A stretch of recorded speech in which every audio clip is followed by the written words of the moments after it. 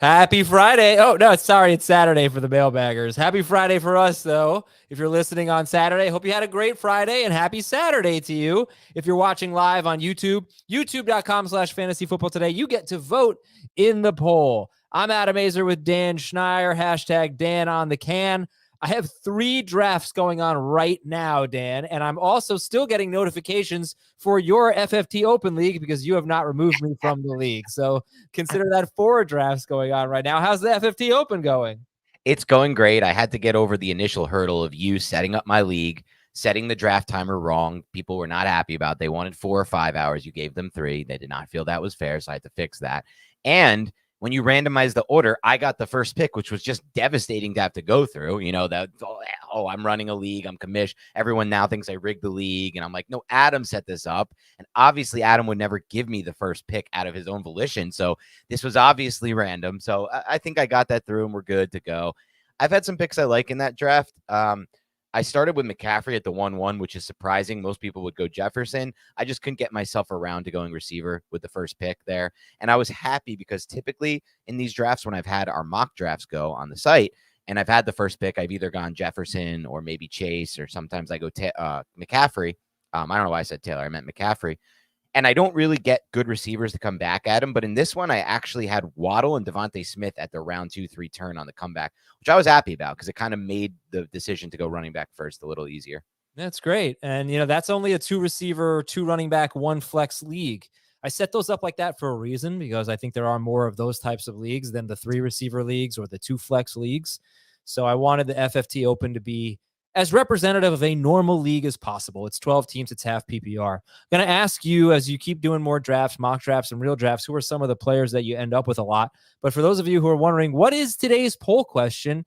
It is, who is the better athlete, Dan or Adam?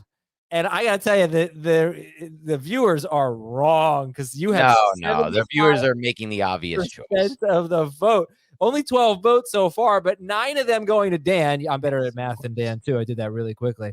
I really think I'm a better athlete than you. I would definitely challenge you to any type of decathlon, triathlon, whatever. And I'm super confident. I'm definitely faster than you. You can't get off the ground. Like, neither of us can jump high, but I can jump higher than you.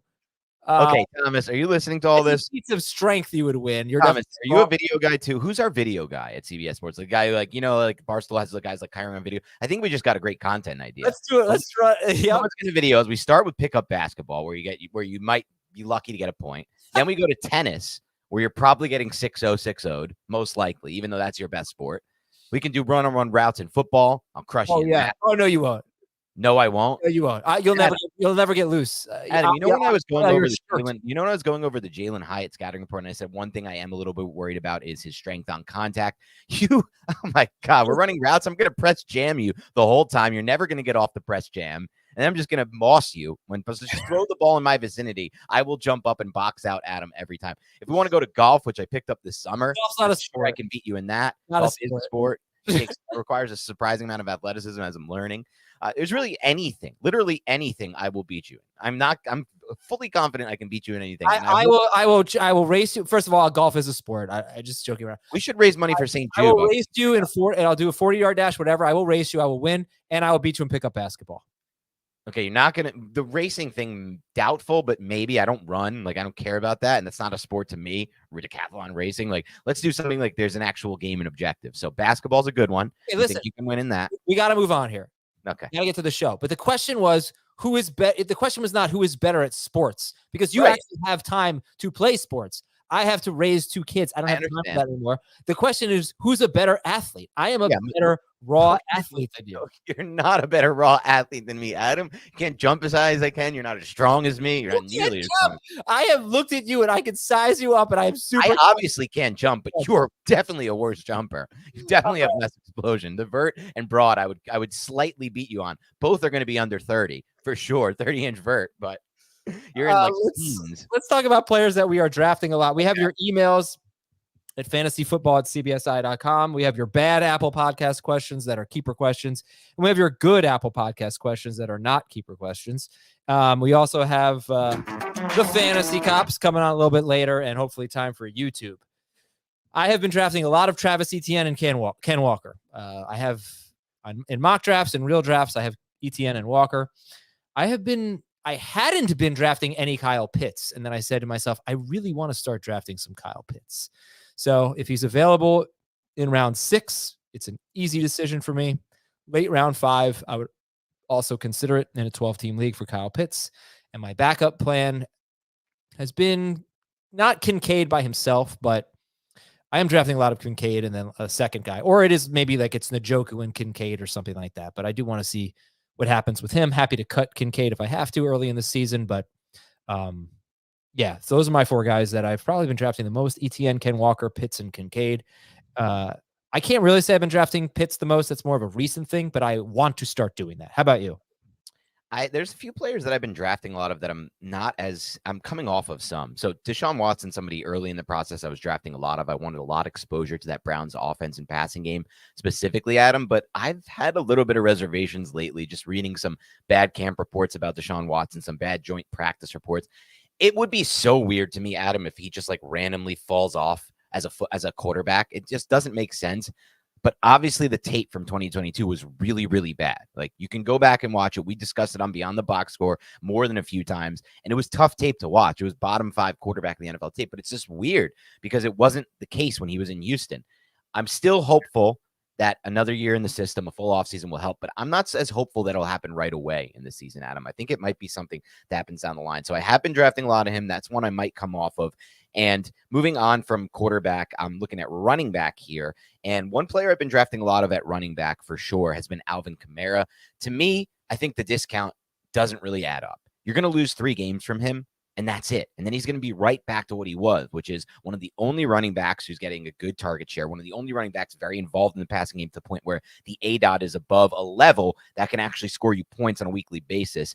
In my opinion, you're getting him at crazy discount. It's as if he's like injured or something. It's kind of surprising to me where he's falling. So I've been drafting a lot of him. Madison, I drafted a ton of early in the process, and I feel good about that now that they didn't sign anyone there, Adam. James Cook is a player I've loved, so I've been drafting a lot of him. I'm trying to wrap this up a little and go a little faster. Let's throw a receiver into the mix, though, that I've been drafting a lot of. Brandon Ayuk, a player who I think is probably top 10 in the NFL, independent of fantasy football. So I just like trying to get the breakout actual NFL players and assuming that the fantasy production will carry over. It's worked in the past with some players that I've targeted, specifically Tyler Lockett and Allen Robinson way back in the day. Another player who we've talked about, Adam, a lot, who I've drafted is Gabe Davis. Think there's a nice discount there. And then tight end, same as you. I get a lot of Kincaid because I don't really buy into the argument that, look at history, a rookie tight end's never been successful in fantasy, because in my mind, there haven't been a lot of Dalton Kincaids who entered the NFL. And there also haven't been a lot of Luke Musgraves either, another tight end I end up with once I punt tight end and don't spend early on. And this year, to me, Adam, more so than ever, there's more intriguing late round tight end flyers than there's been ever throughout my time doing this. I've heard that a lot. You've heard that a lot, right? But not we many people move like Luke Musgrave and Dalton Kincaid, in my opinion. Right. It's just, there's such. I know it happens. You hear it every year. Rookie tight ends. Well, no, it's the rookie tight end thing. I don't think Dalton Kincaid should be the only tight end you draft because they just struggle. Kincaid's older than most rookies, and I think that actually could benefit him, maybe more physically, up to par with NFL tight ends. It's definitely a learning curve for them at that position, and I don't think he's going to be blocking that much. No. So, all right, Draftathon. 4 to 10 p.m., a 6-hour live show on Wednesday, August 30th. Be there for it. Join us. And if you're watching on YouTube right now, there is a donate button toward the bottom, at the bottom of the chat. We've got $225 raised so far. We got 12 days left to get up to $5,000. I donated on the air the other night. All right, I'll keep doing it. But everybody, please hit that donate button.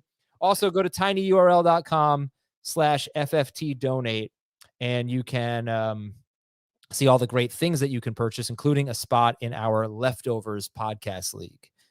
By the way, if you're going to bid on that, please check the description there because it tells you when the draft is. I'll just go ahead and tell you that now. And 2 quick things, Adam. Why don't you tell people about our best ball offering? Yep, I've already done that like a bunch, but one more can't hurt. The draft for this league is on 8 p.m. on Tuesday, September 5th. So that's our 10-team Superflex half PPR league with me and Heath in that one. It's only $242 right now. So you got another week almost to another 6 days to bid on it. And all them proceeds go to St. Jude. Everything to St. Jude. Absolutely. I talked about the FFT championship in the best ball and the managed leagues. Go to our Facebook page to learn more about it. And again, we're trying to raise money for St. Jude there. How about a quick update on the poll too? I don't understand why people think I'm such a bad athlete. It's still You don't understand. I don't understand. What percentage about looks like I'm a bad athlete? What's the percentage at? 72%. Wow, you're getting walloped on this poll. People are allowed to be wrong. I just don't get it. Like, because I'm skinny. You're skinny. I can scoot. Or I can scoot. I'm taller than you. You actually weirdly are taller than me, which I didn't expect when I met you. But it's like a lengthy. It's like not a good lengthiness. You know, it's like a very. You don't have any muscle definition whatsoever anywhere on your upper body. 100% true. Or lower body. Injuries, news, and notes. Jonathan Taylor left camp for personal reasons. That was a few days ago. Devontae Adams is back at practice, but reportedly Jimmy Garoppolo has had a hard time connecting down the field with Devontae Adams. And Garoppolo says it's a timing issue. You know, they haven't been on the field that much together. They're working through it. That's. Can I call it an arm talent issue? Look, if it weren't Garoppolo, I think you could accept that excuse. Yeah. Right. Dan mentioned the thing about the Cleveland passing game. We talked about that on the live draft, the mock draft episode Friday. Sam Howell has been named the Commanders' starting quarterback. Would you rather have Sam Howell or Kenny Pickett? Sam Howell. Okay. Actually, Kenny Pickett, but I don't dip it. If I dip into that tier, it's going to be a couple other guys. Miami left tackle Teron Armstead hurt his leg. This is not something that's going to get a lot of talk, I think, in fantasy circles, but it probably should. Yeah. So I gave the splits last year with Armstead on the field and off the field for Tua. With him on the field, Tua averaged 8.9 yards per attempt. With him off the field, 8.6 yards per attempt. But with him on the field, he had about a 9% higher completion rate. His touchdown rate was 2% higher. His interception rate was almost 3% lower. And his sack rate with Armstead on the field was 3.5%, 3.5%, 3.5% of his dropbacks ended in sacks, compared to 15.4% with Armstead off the field. The pressure rate for Tua, 24.5% with Armstead on the field, 35.3% with him off the field, and the negative play rate was 3.5 times as high, 6.3% negative play rate with Armstead on the field, 21.6% with Armstead off the field. And the caveat to that, I mean, the note on that is that Armstead mostly missed the 49ers game. So that's the best pass rush in football, arguably, or like top 3. And that skews it a bit. He also missed some of the Texans game just before that. And the Texans actually had a surprisingly good pass rush. But this guy has never played a full season. He's a premier left tackle. And he could be back for week 1. So it's a good time to get hurt. He's not guaranteed to be back for week 1 at the Chargers. But I think that Teron Armstead has a pretty big impact on Tua's value because the rest of that line might absolutely stink, Dan. So this is actually a pretty important player for fantasy. Yeah, you nailed it, Adam. When he's on the field, he's still premier left tackle. Great draft pick by the Saints back in the day. Hyper athletic. The biggest reason I think you're right about this, Adam, is just looking around the NFL. Offensive tackle is that position. And by that position, I mean the position where the drop off from the starter to the reserve is so steep. There are just so few capable people in the world who can play offensive tackle. Watch any preseason game. A lot of Giants fans talk to me about the last preseason game. They're like, I couldn't even watch the second half. The offensive tackle play was so bad. I'm like, yes. And they're like, can we find one on the waiver wire at the end of cuts? No. The answer is always no. No team is cutting a capable left tackle. Some you'll find on the waiver wire who can run block, but pass block, it's impossible to find. So I think that if he is actually out for a while, it will negatively impact this offense in a great way. I think the greatest example was Justin Herbert 2022 versus Justin Herbert 2021 without Rashawn Slater at left tackle in 2022, with Slater in 2021. The deep passing game was non-existent. People blame it on Joe Lombardi, the OC, but the real reason is they didn't have a left tackle to hold up there. And so I just think if it's a long-term thing, it's an issue, but it feels like it's not. Tyreek Hill kind of mentioned it wasn't. Armstead himself kind of said, I'll be fine. I'm just old, whatever that means. So, yeah, no, right. Like it probably isn't, but he is a really important piece of the Dolphins passing game, their left tackle, and he's hurt a lot. So it's kind of like Yeah. Tyron Smith almost, where, he doesn't Yep. play left tackle anymore, but you couldn't rely on him to stay healthy. Ken Walker's practicing in full. Joe Mixon was found not guilty of aggravated menacing. He still has a civil case to deal with for a separate incident. Jamison Williams is likely out for the rest of the preseason with a hamstring injury, and he's also suspended for the first 6 games of the season. And Detroit has a Week 9 bye, so that means you're getting 2 games out of Jamison Williams in the first 9 weeks of the season. And I doubt you're going to be comfortable starting him the first game he's back. So, I mean, this is really a second half of the season, and then we're talking maybe Week 10 before you even feel comfortable starting Jamison Williams, maybe. If that. I mean, it's going to be tough. The playoffs are there. The fantasy playoffs are there, I like talking about a drum beat in fantasy. Like sometimes it's a steady drum beat in the positive direction or in the negative direction. This one's certainly in the negative direction, right, Adam? He's playing extensively into the preseason, not creating separation against Giants 6th-round pick Trey Hawkins and Deonte Banks, like dropping passes, bad attitude apparently in camp. Just everything that could go wrong for him has gone wrong so far. He's not someone I'm investing a final round pick on. Atlanta left guard Matt Hennessy's out for the season with a knee injury. That's bad. Does it impact Bijan Robinson? It shouldn't, as long as Matthew Bergeron can play right away for them. Their rookie that they took in the 2nd round to play guard, because they already have Lindstrom at right guard. But if he's having issues as a rookie or anything like that, it's going to be an issue. All right, I'll just get to the important stuff here. Miles Sanders has been out for a while with a groin injury, I believe. He's close to returning to practice. Amon-Ra St. Brown's day-to-day with a leg injury. Russell Gage, Tampa Bay receiver, he's out for the year. Kendry Miller's back at practice for the Saints. John Machota of The Athletic thinks that running back Malik Davis may not make the Cowboys 53-man roster. So we still have to see how the handcuff situation shakes out there. That may not be a good one. What? Could be Deuce time. Do you have any interest in Deuce? Because I'm starting to get really interested in Deuce Vaughn.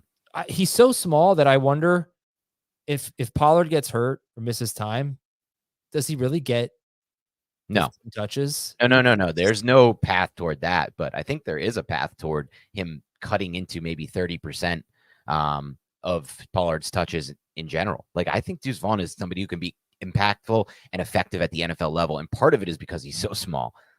I think that helps him. And it's not like a. I'm not laughing at that. Thomas pointing out this is Dan talking about Deuce on the can. Nice. Yeah, Deuce. No, I think, right. Look, they intend to have another guy. They don't intend to have Tony Pollard be an every down, every touch running back. He's not going to be Saquon Barkley. He's not going to be Eckler. He's not going to, he's going to split a little bit. So yeah, Vaughn is definitely interesting in that regard. Let's take a break. When we come back, we've got emails at fantasyfootball@cbsi.com and a lot more here on Fantasy Football Today. All right. In my mind, I just hit a 3-pointer, called it 2. I'm up 6-2 with the ball. Check to Schneier. Emails. First one's from Nick. Not scoring on me. I'm not scoring. Adam, do you understand that? Like, if we actually ever played this, and we should video this because this would get incredible numbers content-wise, probably better than anything we do. If we ever did this, I would treat you like I used to play my little brother when we would play pickup basketball from like ages me 15 through 18 and him like 12 or 14. Just a constant back you up. I'll pull the chair. I'll pull the chair with you on your chair. That's fine. I'll just flip it right up. Like, you're not going to be able to hold up from a strength standpoint in this game. I disagree. You underestimate me. All right, this is from Nick. Last year on Beyond the Box Score, Jacob Gibbs talked about how Josh Jacobs was a top 5 running back in evaded tackle percentage, I think. That episode convinced me to draft him in my Dynasty League while everyone else let him fall, leading me to a 16-0 undefeated season. Oh, yeah. Yeah, he wants to know. Shout out Jacob Gibbs. If there are any other running backs that are good at avoiding tackles. Yeah, avoided tackle rate. Let's see if I can get this up while I actually have True open now, Adam, if you can maybe talk over this. But I know one player who's I'll talk about is it really that important? Because yes. I don't really think it is. First of all, it's subjective. Who is really calculating this? Someone has to make a decision about what really counts as a broken tackle or an avoided tackle. And I think it's phooey, personally, there are a lot of really good running backs that are going to show up on like the avoid rate list. And there are some pretty lousy ones. So I just don't really care, but I'm glad it worked for Josh Jacobs. It's also been said many times about David Montgomery, and he can't really do much with that. So that's my take on it, but go ahead, Dan. I have a different take on it. First of all, I think you have this take on David Montgomery that I'm not sure is right. Like you always say he hasn't done anything. Montgomery's been pretty successful in fantasy. 2 years ago, he was like a league winner down the stretch. Do you remember that stretch? Yeah, yes, because he's gotten a ton of volume, but he's never been a great rusher. So, you know, I agree with that. I know he's never been a great like long rusher. That I agree with. He doesn't have long speed. But as far as like the 10 to 15 yard range, I don't have the stats in front of me. I should have looked this up before saying it, Adam. But I feel like he's done a good job of 10 to 15 type runs throughout his career of just turning things into positives. I don't know. For me, Adam, the two things I look at that I think project best at finding talent at the running back position are force missed tackle rate and yards after contact per attempt. Those have always been the keys for me.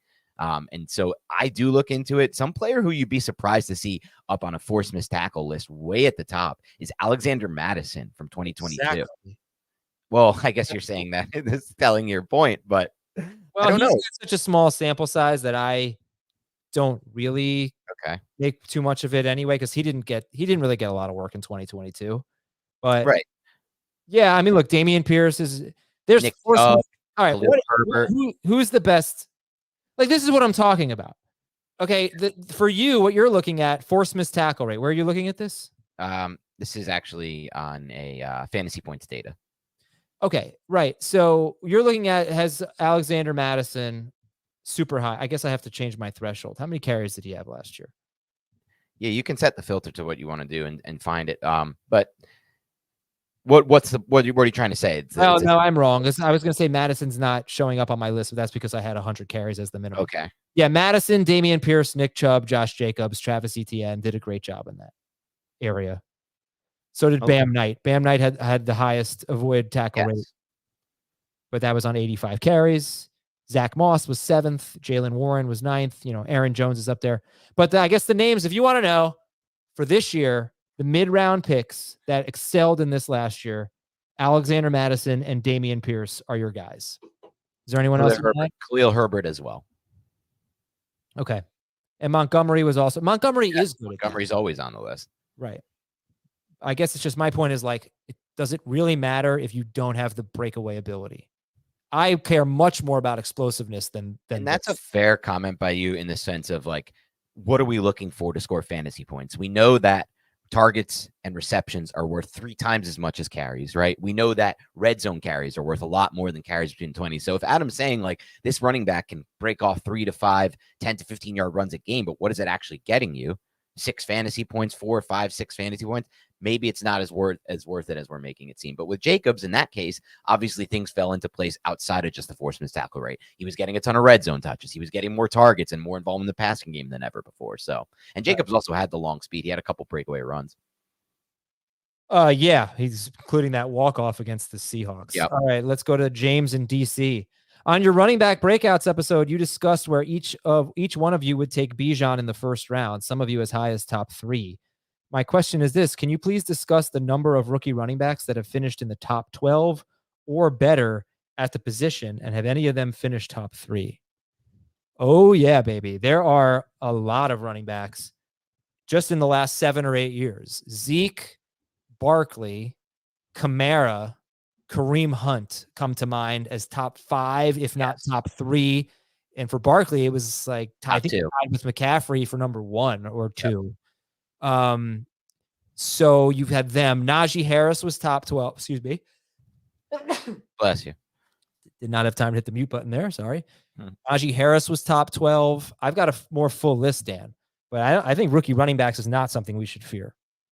I agree with you. And there is a more full list. And if you even narrow it down filter wise to the rookie running backs who were selected in the top 10, the numbers get even stronger. Those running backs, the ones who used crazy draft capital on, really stood out. And I think Leonard Fournette's in the mix there. The only one who, he missed it. No, you're right. Fournette wasn't amazing, but he got so much work. Right. Because they drafted him so early. Right. That, Exactly. Really, I think you should feel confident about it. I am a little worried about. I loved Bijan coming into draft season, Adam, but I do think we're kind of not minimizing. I think we're kind of getting rid of any of the upside and drafting him fully at cost by pushing him into the top 3 at this point. But what are you Because supposed to do? Like, I mean, isn't that the case for anyone who's being drafted at the top 3? You're not going to get him in the second round. Players who are being drafted in the top 3, like Eckler and McCaffrey, for example, are on really good offenses. Bijan's not on a really good offense. And also, a lot of these guys, Eckler, for example, McCaffrey, not a good example of this, but Eckler, for example, or Barkley, if you want to throw him into it, even though he's not on a good offense per se, are also not, they have no risk of like splitting carries or losing work. Like there is a real weird risk of Algier playing more than people think because Arthur Smith is Arthur Smith and Arthur Smith likes Algier. And he even said at one point this offseason, like what Derrick Henry did for me that 1 year, the year they gave him like whatever it was, 400 touches. He's like, that was amazing. That was insane. I can't believe anyone did that, but I'll never really do that again. Do you remember that quote he had where he's like, I don't really want to put somebody do that again. But that's so many touches. Yeah, and then maybe Bijan's gonna have more catches than Henry did. I would say for sure. Will Bijan actually have more catches with Desmond Ridder back there? I'm not so sure. It's Desmond Ridder, and it's like, yes, if you design him, yes, he will. But it's also Desmond Ridder who's going to run a lot of those in a lot of those spots. All right, Dan. Let me give since 2015. Here are all the running backs that finished top 10 overall, and many of them per game as well as rookies. Todd Gurley, David Johnson, Ezekiel Elliott, Jordan Howard, Kareem Hunt, Alvin Kamara, Leonard Fournette. In PPR only, Christian McCaffrey. Saquon Barkley, not Philip Lindsay. He just missed the cut. Jonathan Taylor, James Robinson, Najee Harris, and that is it. But last year, Ken Walker and Travis Etienne did not finish that high, but Etienne wasn't a rookie, sorry. Right. Ken Walker did not finish in the top 10, but he certainly was after the Rashad Penny injury. All right, let's go to our next question here. It is from Maximilian in Wyoming. Wyoming, Minnesota. That's a place. Wow. He says, Dear Jerry, Bobby, Mickey, Billy, and Ron. Jerry, Bobby, Mickey, Billy, and Ron. I mean, I feel like that's got like a Yankees vibe to it. This is the problem with this game. Oh, Grateful Dead. It's the Grateful Dead, bro. You should have known that. Oh, shoot. I should have known that. Yeah. Wow. All right. The question is, let's get some auction. Just so the listeners know, if you're not watching, like Adam Googled that. It's not like Adam just came up with it. This is how he beats me in this game every time. I wasn't claiming victory there. You don't Google anything. And let's get one more call back to the poll. Let's see where we're at there percentage-wise. This is a poll of who's a better athlete, Dan or Adam. It's getting closer. Oh, it should. That's terrible. You're cheating. You're rigging the vote. Did you just curse? Do I have to edit that out? No, I said, what did you think I said? Sounded like you said what you're doing right now, the S word. No, I said it's getting closer. I thought before that. All right, Maximilian wants us to talk about auctions. So I'm giving you 30 seconds to talk about auctions. So we do this every week on the mailbag, by the way. But I love auction drafts. And I mean, I'll start by saying good job playing auction. Now let me talk about some things I've learned. Some things I've seen recently in auctions that were interesting to me. First of all, there appears to be a range of wide receiver right now in auction. And I'll tell you where it starts. For me, it's my tier 30 seconds. Oh, yeah, I'm losing time fast here. It's my tier 4. And that range is like Deebo Samuel, DK Metcalf, Keenan Allen, Christian Watson, where at that point, people have spent so much money so fast before they get to this that all these guys are dropping into really good value ranges. And I've toyed with the idea of buying 2 or 3 of those and just having that be my wide receiver core while spending on other positions with one big receiver in tier 1. So just keep an eye on that tier of receivers that's going cheap right now. Also, the rookies are all going really weirdly cheap in auctions. That would be, JSN, Jordan Addison, Quentin Johnston. They're all going in the single digits in auctions right now, and I think they're all good buys at that price. I don't like spending too much early, and I don't like spending too much late. I love to crush it when they're about picks like 60 to 100 or even more. So many great values. The guys that Dan was just talking about, the Christian Watsons of the world. You can be like, oh wow, I can't believe he went for that. Even like a Justin Herbert maybe or something like that. Yeah. So, all right. Thank you for your question. Mark has a question about deep leagues. He's in a 16-team league. What's your strategy in leagues that are this deep? Do you take the best player available? Do you maybe lean more on position scarcity? What do you? I don't know. I don't play in 16-team leagues. Okay. Do you? I have like a couple bigger leagues that are guillotine leagues. So it's sort of like a 16 league, it's 19 team, but people get eliminated.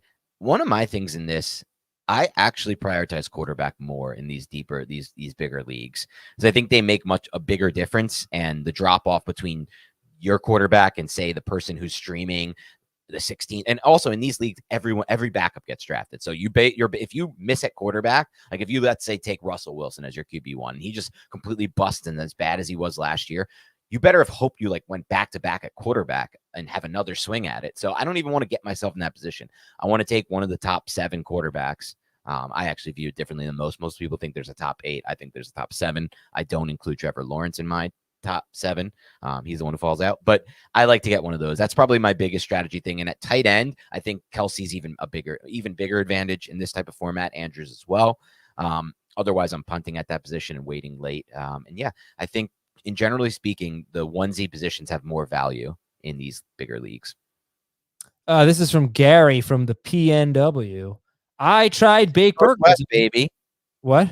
That's the Pacific Northwest, baby. Yeah. Okay. Great. Greatest area of the country, the West. It's so nice out there. I was just having this conversation with somebody.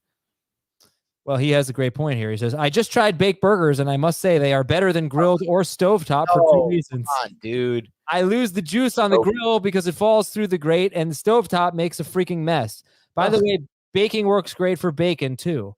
On to my question. I play in a 14-team, 1 quarterback league, 2 flex, and a 4-person bench. Question after that. Yeah, I didn't even let you respond to the burger thing. 4-person bench, a 14-team league with 1 quarterback. How important is it to have a QB2 on your bench? I don't think it's that important. At all. Yeah, if a 14 bench. Less important. The shorter the bench, that means more quarterbacks on the waiver wire. Right. Yeah, not that important. Jeff from Ottawa. Dear Chili, Bandit, Bingo, and Bluey. Those are like kids shows. So they're all part of the same kids show, and the name of the show is one of those 4 characters. Yeah, Bluey. Bluey, yeah, good for you. I've seen that before. Why? I have friends who have kids, and I've been over and they've been watching that show. Okay. By the way, Dan never addressed when he's planning on getting married. But this is unbelievable that he brought this back up again. I already have 1 Jewish mother. I don't need 2. You might, you need someone. She's obviously not doing her job. She's pushing hard. What'd you say? I said, she's pushing hard. Okay, good. Grade the trade. Give up James Conner and Sky Moore. Get Devontae Smith and the 49ers DST. Give up James Conner, Sky Moore. Love this trade. Hey. Yeah. By the way, am I going to see your family at the Giants game tonight? No, I'm not going to be at the Giants game tonight. It didn't work out. I bet your family could. I know you guys have. You may have. If you want to meet up with there's some people in my family, go ahead, Adam. I'll give you their numbers. You can go to the tailgate. Show up. Sounds good. They know you though. They know you. My mom loves it. This show, and you specifically. This is from David. You guys don't talk too much about stacking, whether it's a good strategy. I've always been very agnostic about it. Points are points, and stacking adds risk, but also some upside if you get it right. What are your thoughts on stacking? My thoughts on stacking are this: if you're in best ball tournaments, large field tournaments specifically, it is a good strategy, and then it becomes an actual strategy. In redraft, I don't think it's more strategy. I think it's more just fun. It's fun to stack, but I don't find it to be strategy. I think the strategy side of it in redraft is overrated, but I still have fun, and I'd like to find a stack. Adam got that nagging mother energy. And then we got a comment. There's a nice girl at the gym, Daniel. Introduce yourself, sweetie. All right, last email here. Jeff in South Jersey. Hey, Mikey, Sugar, Donna, and Carmi. That's the bear characters. That's the bear, yeah. Dang, look at me. I've hit 2 today. Did you finish? I'm midway through season 2. You're midway through season 2. Okay, so you haven't got the spoons yet? Or no, forks? What is it called? Spoons or forks? One of the 2. I don't think I've gotten a fork. That's the episode. Oh, that's the 1 hour long episode? No, the 1 hour long is the Christmas one, which most people think is the best. I actually think I think it's either spoons or forks. You're gonna spoil something for me.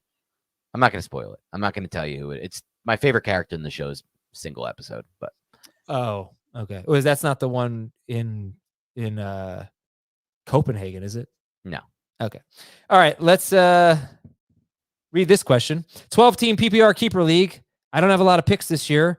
If I'm lucky, I can get Anthony Richardson or Tua at 8.4. If not, I'm waiting until at least round 11 for a quarterback. How would you approach this? Maybe Goff, Jones, or Geno? But what if guys like Russ or Carr or Kyler are there? I think if you can get Jones, to me, is a clear tier above all those guys you mentioned. The only thing holding back Jones this year is the schedule. But other than that, he's actually has QB1 upside due to the rushing. 700 You don't think Geno does? Not the same upside nearly. I mean, Jones is a 700-yard rusher last year with 7 rushing TDs, and the Giants have no fear of rushing him in the red zone. Geno is not going to put up those kind of red zone rushing numbers to increase the floor, but he is obviously a better passer at this stage.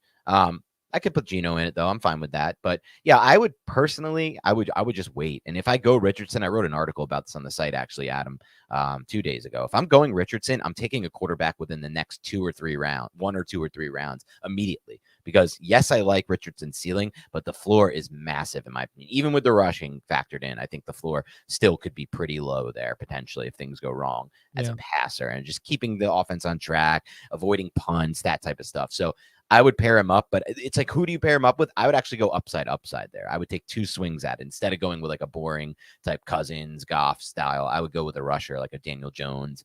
A couple guys I like late if you're really, really waiting. Jordan Love, I think, has had a much better camp than people think, and it's not getting credit for it yet. And yeah, so either you wait or you take one of those guys. Okay. Yeah, I like Geno better than Jones. I like both of them better than Goff. Really? I do, especially in a 6-point per passing touchdown league. I think in a 4-point per passing touchdown league, it's fine to go with Jones. And I do think Tua at 804, I think either strategy is fine. Like Tua, to me, is clearly ahead of that group, but you've got good fallbacks. We're going to take a break. When we come back, we've got the Fantasy Cops on Fantasy Cops Football Today. Oh, yeah, baby. Here we go. We got a Fantasy Cops question. Send your emails to fantasyfootball@cbsi.com and put Fantasy Cops in the subject line, and we'll settle some league disputes. This one's from Brian. Our commissioner reactivated the league on August 8th this year. Then, after 4 days of debate on the message boards, Sunday, August 20th at 2 p.m. was chosen for the draft. This is forcing at least 2 of us to miss work or auto draft. When we pressed the commissioner about his duty of gathering the troops in a timely fashion and not drafting 2.5 weeks before the season starts, he blamed us for not, quote, broaching the subject earlier, end quote. How would you all deal with this tyrant who obviously has no regard for people's busy schedules? Remove him. Find a new commish. Sounds like other people are interested in this job. It's a tireless job. It's a thankless job. I've been commissioned for my home league for 17 years. Everyone hates me. Every decision's a tough one to make. I mean, can't get anything through without a vote. And then it's an argument plus a vote. So get somebody else in there who's more willing to be flexible and work around the people's schedules for the draft. I mean, our home league draft is drafting this Saturday, and we have 2 call-ins, and that sometimes is how it has to be too. Allow for call-ins, but if people are actually working and can't make the draft, that's when you really have to reconsider the time of the draft, the day of the draft. Like It shouldn't be, if it's not on a weekend, or if people are working on weekends as part of their jobs, you have to figure something out, like a weeknight after work, something like that.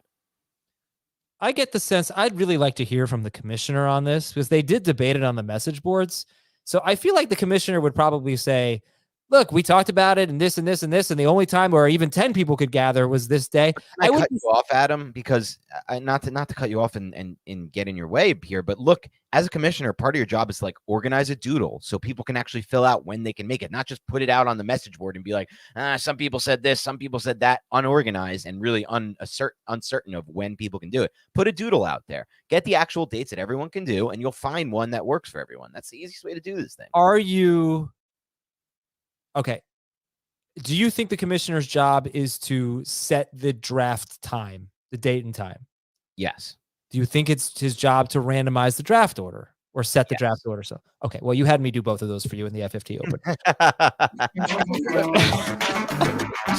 All right. Thank you very much for your email, Brian. And that was the only Fantasy Cops question we had. So I guess everybody has a nice, harmonious league out there, and that's wonderful. Time for some good Apple Podcast questions, non-keeper questions. This is from Crow2186. Looking back at recent veteran running back signings for the Jets, Thomas Jones, LaDainian Tomlinson, Chris Johnson, Matt Forte, Le'Veon Bell, Frank Gore, now Dalvin Cook. Most of them weren't very good, were they? What type of fantasy outlook could we see this season for Cook? I don't It's think we've gotten your thoughts on it, Dan. Yeah, it's interesting. I'm very uncertain how I want to approach this Jets running back situation for a multitude of reasons. Let's start with Dalvin Cook, the subject of the question. He was actually somewhat efficient last season when the Vikings ran plays that fit his skill set. When they ran a lot of zone that and kind of went away from what he'd done so well under Kubiak and that system. It kind of got away from him at times. He was inefficient, but he's joining a Jet system that perfectly fits his skill set as a runner. And that to me intrigues me because I don't think he's lost a lot. But on the flip side of that, Adam, I'm starting to feel like Breece Hall might be one of the best values in fantasy as I see him fall time after time in our mocks now to round 5, where I'm taking him every time I see him in round 5. Who else has the kind of upside Breece Hall offers in round 5? Literally no one on the board has that upside. That's why I keep taking Ken Walker in round 5. And it's the same argument there, and I like that one too. But to me, Breece Hall is a much better runner and prospect than Ken Walker is by a considerable margin. Yeah, but that's Breece Hall not coming off a torn ACL. See, that's the thing. I completely agree with you if we were talking about Breece Hall coming back from ankle surgery. But we see it time and time again where guys just aren't the same the first year back. We had Robert Turbin on over the summer, if anybody remembers. He tore his ACL in college, and he said what everybody says. The first year, you're not the same. Wow. So I don't know if he has that upside. Maybe he does, but not until late in the year. I mean, he's still feeling some pain. He's still not feeling great with his cuts or whatever he said. So that's why, like, I get what you're saying, and I don't disagree. But at the same time, I'm not expecting it to be the same Breece Hall. I think that's probably fair, Adam. Even Barkley has mentioned Saquon Barkley, who didn't have a great season off the ACL. And mentioned that, like, the biggest thing is actually the mental hurdle to get over, and that's what takes a year. Just that, and what you were talking about, Breece Hall being a little uncertain of the cuts he's making. So maybe I am overrating the upside just a bit there. But on the flip side, if that's the case and Breece Hall's not performing at that level, maybe that gives even more upside to somebody like Dalvin Cook, who I don't think has lost that much as people think he has. I think the tape was pretty good in certain spots, and I think this blocking scheme perfectly fits his skill set as a runner. All right. Would you take Dalvin Cook or AJ Dillon? Dalvin, I think, but I like both backs. Would you take Dalvin Cook or DeAndre Swift? Dalvin. Would you take? I'm kind of out on Swift right now. I'm in a weird spot with Swift. Go ahead. Who's the next one? I'm kind of in on Swift. Okay. Would you take Breece Hall or, not to say I'm right, Dan, Breece Hall or Ken Walker? I would take Breece Hall, but I think I need to reevaluate that and think more about what you just went over, because it is true. You don't want to invest in these guys off the ACL. And that is more of a reason, like another guy I've been targeting a lot and getting a lot at cheap prices. I got him $5 in an auction 2 weeks ago. Javonte Williams, but he's another guy coming off even worse than an ACL. It was like an ACL and an MCL. Yeah. So I don't know. Right. I mean, it's not like Walker doesn't have his own concerns. There are huge concerns with Walker. I don't want to make it sound like he's a safe pick, but I do think he has big upside. This is Jacob from the real Sunshine State, Arizona. I'm sure, as a Floridian, I know I live in New York now, but I'll always be a Floridian. I'm sure Arizona has some like dumb nickname. It's the Grand Canyon State. Okay. Very clever. You don't get to call it the Sunshine State, bro. That's taken, Jacob. Have you seen the show After the After Party? No. It's a pretty fun show on I think Apple TV. And one of the jokes that somebody made in it is that he was from Arizona. He's like, yeah, it's the Florida of the West. And I thought that was so funny and so true. I've been to both states. I also think it's clear cut that Arizona is a better place to live than Florida. Clear cut. You know nothing about Florida. I know enough. I've been to Florida a good amount. I have a good friend who lives down there. I went down there as a kid as well. There's no mountains around like Arizona. You have to drive 25 minutes to get anywhere in Florida. Just both things I don't like. I mean, like, I can't argue with you about the mountains. The 25 minutes thing, I don't know. It's kind of true, actually. How long does it take you to drive around New Jersey? Everything is within 2 minutes. You can get to anything. I could say the same thing about Florida. You can. Yeah, I just drive like 20 minutes to get to a public. Oh, that's right. That's right. You spent almost. Also, not to mention, in Florida, every restaurant is a chain. Literally every restaurant in Florida is a chain, which is the worst part about Florida. Also not true. Yeah, what do you? So many chains out there. You've never been to Florida. You've never been to Florida. Florida has better Italian food than New Jersey. It's a disastrous comment. A disastrous comment. That should get you flamed in the comments. All right, let's get to Jacob's question here. Let's see. I went 0 RB. I have Chase and Waddle and Mahomes, and then I took T. Higgins because the value is too good. How do you feel about having Chase and Higgins? But not being able to pass up on that value. P.S. Adam, if I missed my anniversary for a fantasy football draft, I wouldn't have to worry about missing another one because I wouldn't be married anymore.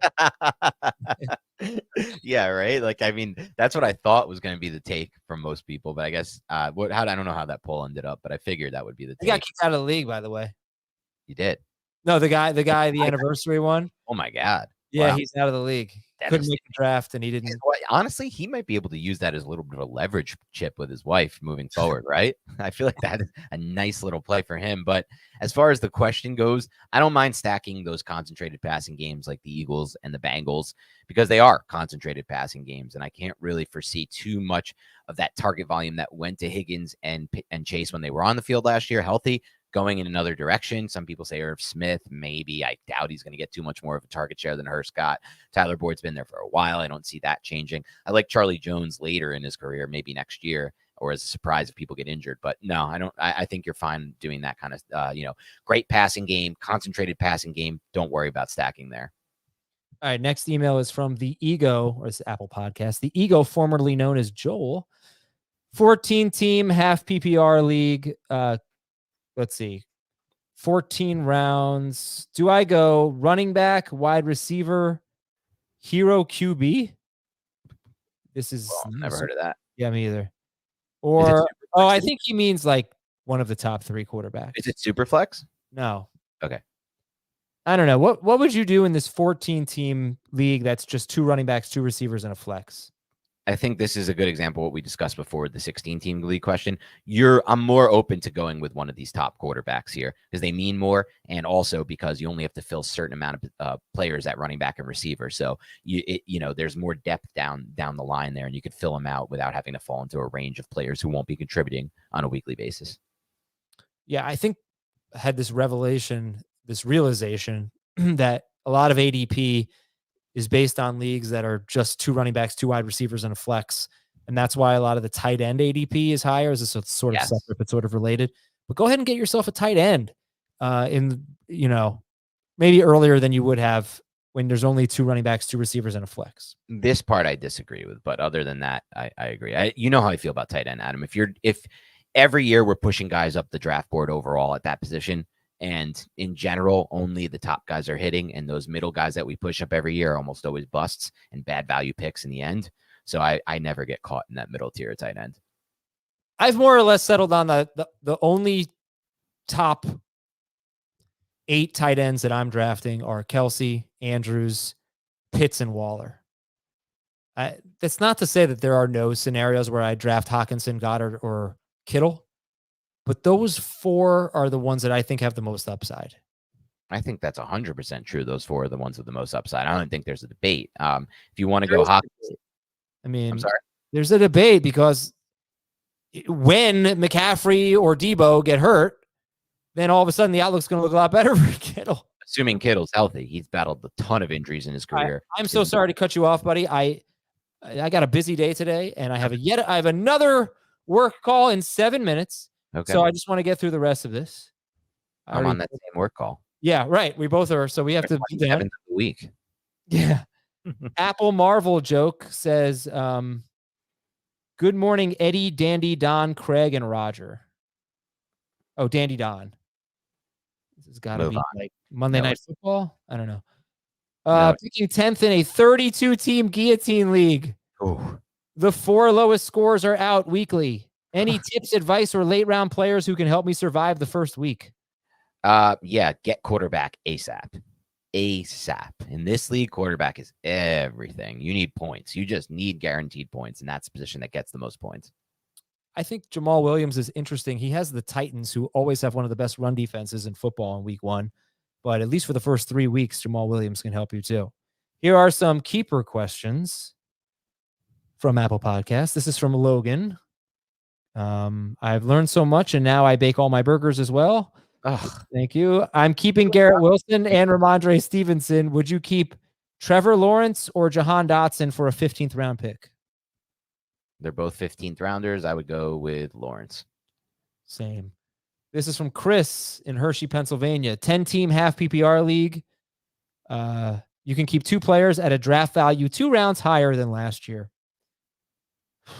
Let's see. Who to keep as a second keeper? Olave in the 9th or ETN in the 11th? Olave in the 9th for me. Oh, And I'm starting to come around a little more to ETN at the ETN, 11th. by the way, Adam. I am starting to come around a little more to ETN, but not the extent of passing over Olave for him. This is from, and this one belongs to the Reds. 12-team 2-keeper league. Would you trade A.J. Brown for Devontae Smith in a keeper league? I would obviously need to know the settings of the keeper league, how long you can keep these guys for, rounds, different, blah, blah, blah. Assuming it's like he's asking the question because you can keep the guys for an extended period of time, I would make the trade, yes. And this is from John in Gardendale, Alabama. Dear, this is bothering me that I can't figure this out. Dear Andy, Bobby, Greg, and James. And then he says that's a little 90s reference. Oh, Yeah. Andy, Bobby, Greg, and James. We should know 90s stuff. Well, you especially. Yeah. I'm in a 12-team PPR league, 3 receivers, IDP, like yada, yada, yada. I can keep 2 for as long as I want. There's a 1-round penalty imposed. I can keep Garrett Wilson as my 13th overall pick. Amon-Ra St. Brown. No, I think that's his 13th pick. Like 13th Okay. round. I can keep Garrett Wilson in the 13th round. Amon-Ra St. Brown in the 4th. Eckler in the 2nd. Cooper Kupp in the 1st. What are we talking about here? Garrett Wilson. And then one more. Oh, Amon-Ra. Yeah. All right, I got a few minutes for YouTube. If anybody wants to ask some questions. Let's get an update on that poll. Tom Schaefer is absolutely dropping terrific lines. Dan visits Florida and says, "Where's all the mountains?" Damn right. I don't know what else is there around Florida. Like Florida is just very overrated in a lot of ways. You go to Florida for beaches and golf. You don't Okay, go that's awesome. But Yeah. guess what? I can do that in a lot of other places, Thomas. I got beaches, the Jersey Shore, 40 minutes away. Golf all throughout New Jersey is You've beautiful. never been to the Florida beaches if you're bragging about the Jersey Shore. It's very true. Yeah, it's very true. I've been to Next some time Florida. you're here, go to Lauderdale by the Sea and tell me that Florida sucks. They I have didn't great say Florida beaches. sucks, by the way. I just said the West is better. I never said Florida sucks. I like Florida to some extent. Yeah, but you said Florida doesn't have mountains, so like Yeah. I like the mountain air. I like the mountains out west. Like, what do I get in Florida? Flat, a lot of driving, and just like chain restaurants littered throughout the country. The I way think it's maybe you're visiting the wrong part. Like I've been in like Fort Lauderdale, West Palm area. you fly into Florida and you're going to Papa John's. Is that what you're doing? No, it's like not Papa John's. It's like Raising Cane's, you know, all the good ones. But it's like where every time I'm there with my friend, it's like we're trying to find food at night, and it's always a chain. Call me, bro. Call Thomas. We'll tell you where to go. Your friend is dreadful. Like he never gets out of the house. He doesn't know any restaurants in Florida. I haven't lived there in 10 years, and I could tell him where the restaurants are. Come on now. All right. All right. So we don't have any questions in the chat. Good. People are talking about drugs. That's weird. Quick update on the poll. Who's the better athlete, Adam? Okay, you win, and you won this poll means nothing because you won the hair poll even before this was up. Who has better hair? Dan won 56 to 43. Two obvious questions. You get obvious answers. Dan's hair is fine. Like there's nothing to it. Right. It's not great or anything. We're just comparing. Again, Every single I'm not day. a good athlete, Adam. I'm 5'8", Jewish kid from the suburbs. I'm not a good athlete, but you are a worse athlete, and I don't have great hair, but you have worse hair. You agree with this comment? Adam is balding. People usually talk about my receding hairline, so I'm happy I got a fuller head on this point. Well, there we go. That was good to hear. Dan has a better hairline. Adam is balding. Do you agree with that? I don't think you're balding, Adam. I think you're fine. I just think like your hair is always like, it's hard to explain. Like, I don't want to use a word that might be offensive to some. But listen. I am not balding, and I don't have to be defensive about this. I promise you. This is one thing I have going for me, because I have a good head of hair. getting Actually, pretty gray though, and I don't quite know what to do you're about it. smart. You grow out the beard because you looks like every time you have this like 5 o'clock shadow, it looks like you grow out one of those like awesome looking beards. Oh, I One can. thing I've always struggled with. Mine doesn't connect where I need it to. Yours looks like it would come in full, but then you just never let it go. All right, we got to go. Have a great weekend, everybody. We'll talk to you Monday with preseason week 2 reaction.